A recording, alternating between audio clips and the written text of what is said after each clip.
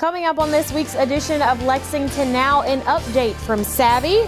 The police are having a women's symposium and the latest exhibit at the Downtown Art Center. This and more up next on this week's edition of Lexington Now.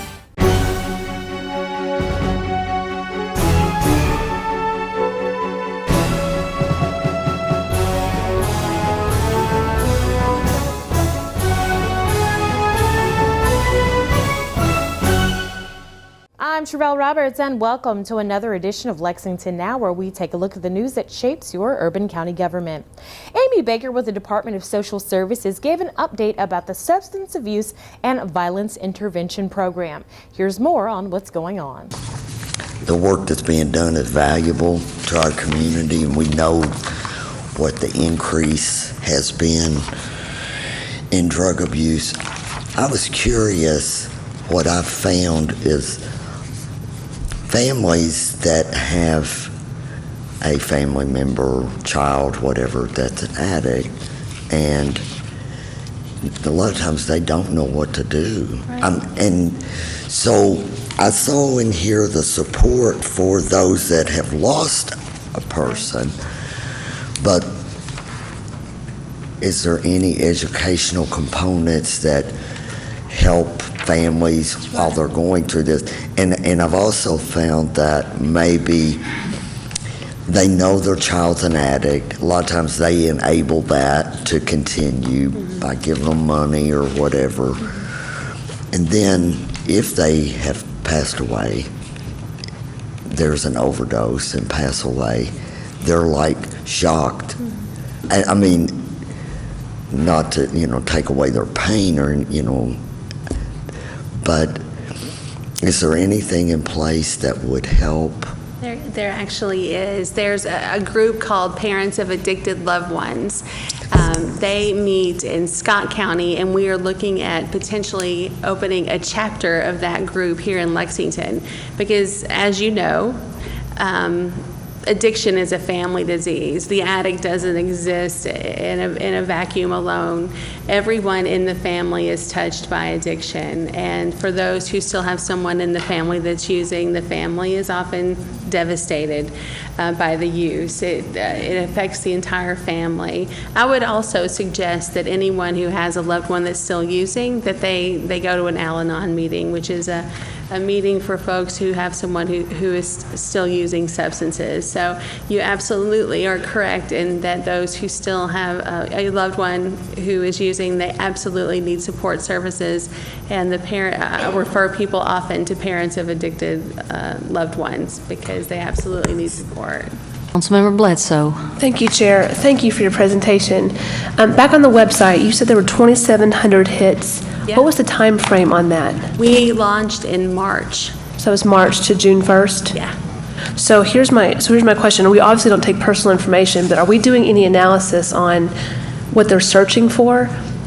Well, if you log on to our site, you're searching for substance abuse treatment. That's what the site is for. But as far as narrowing down to what's been clicked, whether it's outpatient Yes. or residential or medication-assisted therapies, we have not started doing that yet.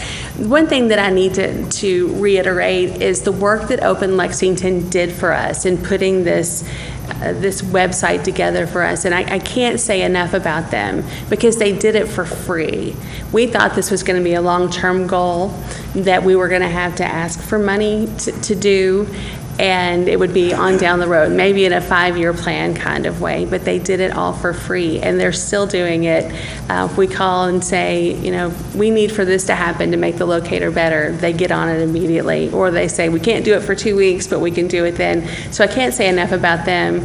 And another group that was involved and still involved is Voices of Hope. So it really is a partnership between the three of us, but we absolutely want to track more items to help us gauge what is needed in the community, because we know more treatment is needed. That would help us identify exactly what kind of treatment is And that's needed. where I was going, Yeah. is I think it would be a great tool to find out where the trends are. Absolutely. Are we meeting needs? Where are our gaps? Sure. What are people searching for they're not getting access to? Yeah. It would just help us have that better analysis. And it might be Absolutely. something, the Martin School does projects like that for projects for schoolwork. And it might be an idea to have some of them come in and help as an internship or help as a project base to get some good analytical tools without us paying. So I'm grateful for them, obviously, for doing this for free, but that's a lot of work to do analysis. So Absolutely. Just my 2 thoughts there. Thank you for sharing that. We'll definitely look into it. Thank you. Thank you. One of the things I did want to ask about the Fayette County Detention Center program. I think that's so needed. Yes, absolutely. When I was prosecuting, we'd have the same people over and over again, Sure. and they didn't get better. They just kept coming back. Sure. How are they going to have to opt into that, or is that going to be something? Sure. Well, one thing that's great about our jail is they offer AA. They offer a 4-month treatment program that's funded through ESR, that's staffed by the Hope Center, and now they're going to offer this 6-month program. So what they will do is assess people to see if they need to go into the 4-month program or the 6-month program. Unfortunately, with only 20 beds, we know that not everybody who needs the treatment is going to be able to get it. So not only will they opt in, but no doubt there will be a waiting list to get into the program. Before I was here, I was with the Department of Corrections and their substance abuse treatment office, and we maintained a waiting list of hundreds of people who were already in jail or prison just trying to get into the program. So there'll be 20 beds, and we're grateful for the 20 beds, but it's not nearly enough. So yeah, folks will sign up and apply to be in the program, and maybe one day we'll get more beds, but we're certainly grateful to the Department of Corrections for making those funds available. Councilmember James Brown. Thank you, Chair. And thank you, Amy, for your presentation and the work that you do.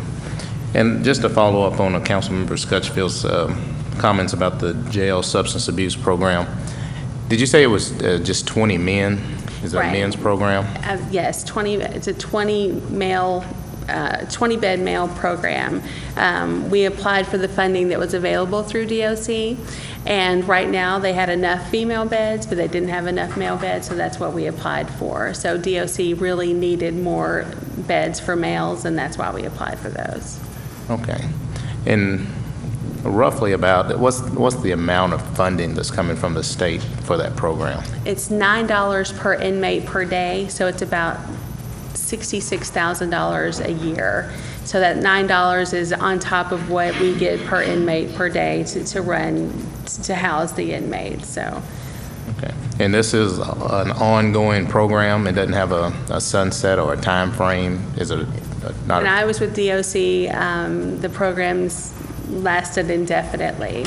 Of course, everything depends on what is available through the budget at the state level, but Senate Bill 192, which I referenced earlier, had an initial allocation of $10 million, and from everything I have heard, which of course could change, that amount will double in the upcoming budget year. So I don't look for the programs to disappear anytime soon. For more information about Savvy, you can log on to the city's website. It's lexingtonky.gov. The Gratz Park Kitchen is getting some changes. Jeff Reed with General Services gave an update about what's going on. It is a historic building. It was built in 1860. It was part of Transylvania's campus for a number of years. For the past few years, Bluegrass Trust has been in the top floor of the building and has occupied it. They decided at the end of last year to move out. We have been negotiating with some groups, one group in particular who might be interested in coming into the building in some type of lease arrangement and maintaining the building and doing some things that are very expensive to do. The issue that has arisen is there are several groups that make use of the basement. Several of which are AA groups. They have occupied the basement and used the basement for meetings for a number of years. And this move and this change and the vacating of the top floor will at some point necessitate the basement not being used for meetings. And these folks are obviously concerned about where they're going to meet. They have an attachment to the building, obviously, because of their long-term relationships that have been built there. And in March, we communicated with what we thought was the primary user of the building, told them that we were going to be making these moves. We might need them to, well, we would need them to leave, vacate in July. And in the process, we offered to assist in finding other locations, got them a couple of suggestions of places to go. In the meantime, we discovered there were several other groups using the facility and making use of the basement. And as a result, we've extended the time frame for when we might need the building and them to leave till August 1st. And we continue to look for other locations, work with other groups downtown, and I think we're close to finding several, or at least a couple of locations that they can use. This is a double-edged sword issue. Not only is it the issue of us perhaps using the top floor for something else, but this basement has a lot of challenges. It is not ADA compliant. It is basically an unfinished basement that has been utilized. I think there are a number of safety concerns. I don't think that we can use this facility long-term, or we shouldn't, to continue to hold these meetings. So I want to assure the council that we're working to solve this problem. We're working in a timely fashion. We won't be kicking these groups out until we have at least offered them other alternative locations that are just as suitable for their meetings. And hopefully we'll be coming back to the council with a proposal to make use of the facility that's now vacant in a way that saves taxpayers money. For more information about what's going on with the Gratz Park Kitchen, you can visit the organizer's website. It's gratzpark.org.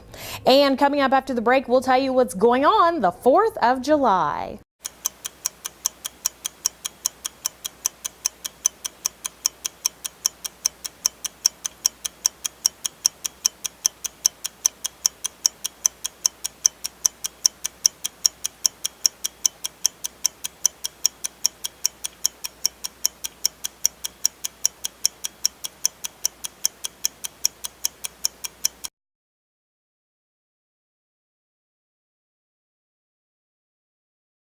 Welcome back to the show. Well, 4th of July is just around the corner and nobody celebrates the red, white, and blue better than Lexington. Here's Laura Farnsworth with how you can get involved.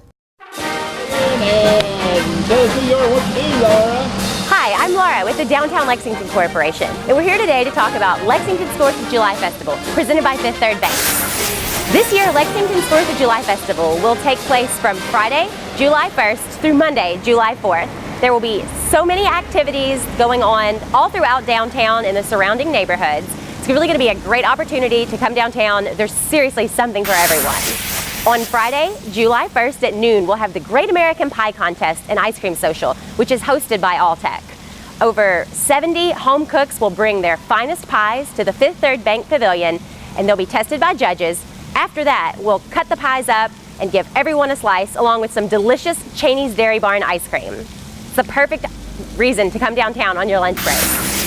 In the evening of Friday, July 1st, at the Fifth Third Bank Pavilion, we will have a Friday Night Live style concert featuring the Wanna Beatles. In case you can't guess, it's a Beatles cover band, national traveling act. They are amazing. The concert will start at 5:30, and of course, food and drink will be available for purchase. On Saturday, July 2nd, come down to the Fifth Third Pavilion for the Lexington Farmers Market. The market takes place that Saturday and every Saturday throughout the year from 7 a.m. until 2 p.m. Additionally, in the afternoon, check out the new Splash Jam Water Park. More information will be available at lexingtonky.gov. On Sunday, July 3rd, Lexington's Patriotic Concert will welcome guests to the lawn at Morrison Hall on Transylvania University's campus, and of course, the Gratz Park area as well.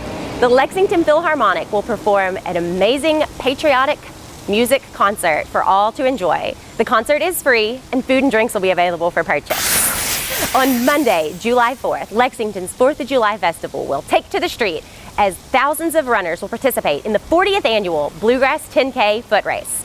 The race starts at 7:30 a.m.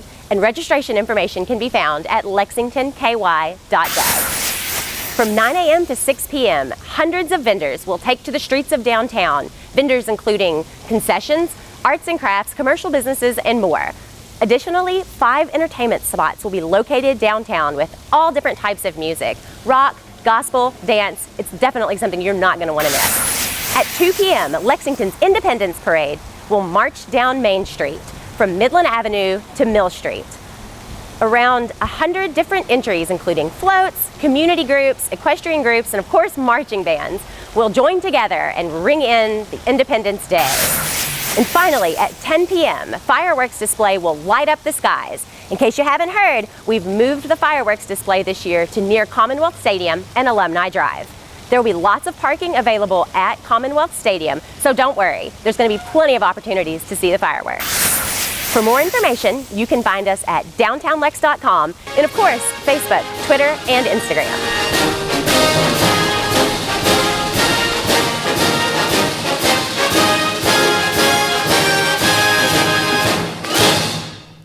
The Lexington Police Department wants more women on the police force, and so they're having a women's symposium to tell women all about the police department and how they can sign up. Hi, I'm Veronica Ensminger. I work in the Lexington Police Department Training Academy, and I would like to invite you to come to the 2016 Women's Law Enforcement Symposium. It's hosted by women for women. So we are catering to, a social, very intimate, friendly atmosphere where you can talk one-on-one with women. We're going to have a panel of women. Some are single parents, some are, long-term serving officers, some are newly, appointed officers. So you'll be able to ask them questions on maybe why they chose this law enforcement career and not be intimidated. There are no male officers here. The panel is for them just to get them to feel more comfortable and hopefully consider that this is a career that they can actually be successful in and maybe test with us, or if they're not old enough, we offer ride-alongs. The Assistant Police Academy will be here, and they'll be offering information and letting folks know that they can get introduced to this career that way as well. Being a small-statured woman, sometimes people size you up and think that you can't handle the situation or maybe the job itself, and I'm definitely here to show women that's not the case and actually prove them wrong on it. You can be any size, any stature. Really, you have to work on your strengths. I think women relate a lot to victims. We also are good communicators. We generally de-escalate situations. So these are key things that women can bring to the table and complement their male counterparts very well with. So we're looking for somebody, one, that wants to serve the community, two, that understands the requirements of the job. It is somewhat life-changing, that they're responsible, they're loyal, they carry those characteristics that are important as a leader within the community. Also, they've got to be a law-abiding citizen to start. That's pretty much your platform here. You've got to be between 21 and you have not reached your 37th birthday by the deadline of the application process. You have to have a driver's license, be a U.S. citizen, have to be willing to go through an academy and spend some time away from the family to really focus on their career field. Now we set you up for success on that. We do have a family support system. We're a non-residential academy, so it's really nice. Monday through Friday, you get to go home evenings and weekends and spend some time with their family, so they're never disconnected. I think that's a really important thing that Lexington offers that a lot of other agencies within the state don't. If you come, we take about a 30-minute break and we get you signed up, registered, and then you can take the written exam, which is great because it's the first requirement in the testing process. And you can come back and take your physical fitness test and then do your oral interview. So we hope that you come out to the Lexington Police Department on June 18th for the Women's Law Enforcement Symposium. Doors open at 9 o'clock for registration. 9:30 the presentation begins and we'll be done by lunch. And if you want to, stay and test. It will be at the Training Academy located at 500 Newtown Pike, and I hope to see you there. For more information on how you can join the Lexington Police Department, you can visit the police page. It's on the city's website, lexingtonky.gov. Well, if you're looking for a way to cool off, the City of Lexington's Parks and Aquatics Department has you completely covered. Here's more information on how you can get in the pool. My name is Scott Sheets. I'm the Aquatic Director here at Parks.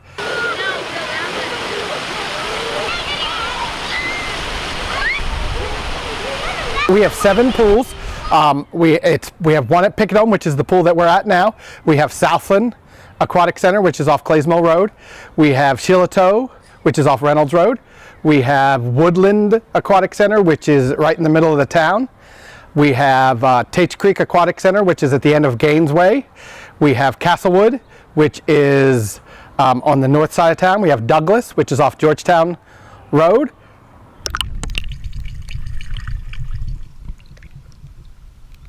What are the prices of the pools in the aquatic centers, guys? The aquatic centers are 4 aquatic centers, which are Tates Creek, Castlewood, Southland, and Woodland are $5 for adults and $4 for children. Our neighborhood pools, which is Picadome, Shillitoe, and Douglas, are $4 for adults and $3 for children.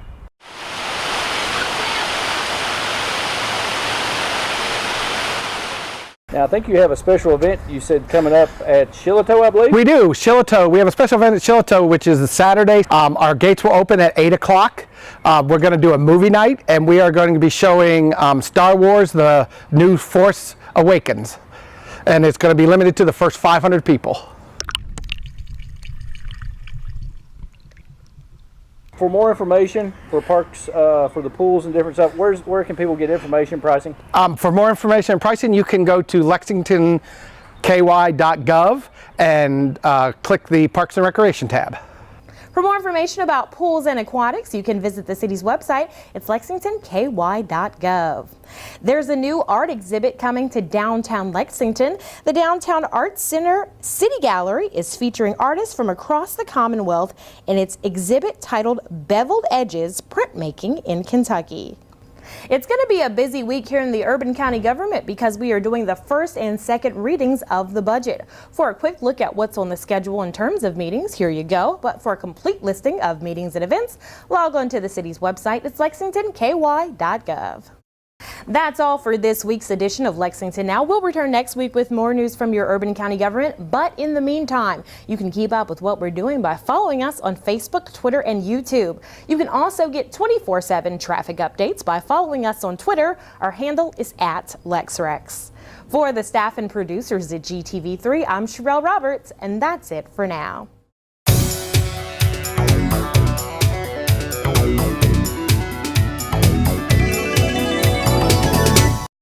This message is brought to you by the U.S. Fire Administration.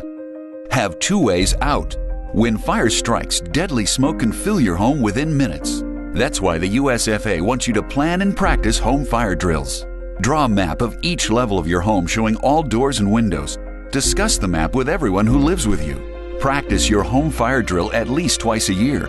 Make sure all doors and windows that lead outside open easily. Push the smoke alarm button to start the drill. Try feeling your way in the dark or with your eyes closed. Have at least 2 ways out of every room. If your first way out is blocked by fire or smoke, you can use your second way out. If there is smoke, get low and go. Crawl quickly under the smoke to your nearest exit. Close doors behind you and gather at a pre-planned outside meeting place where first responders can see you. Call 911. Remember, get out and stay out. Never go back inside for people, pets, or things. Learn more at www.usfa.fema.gov.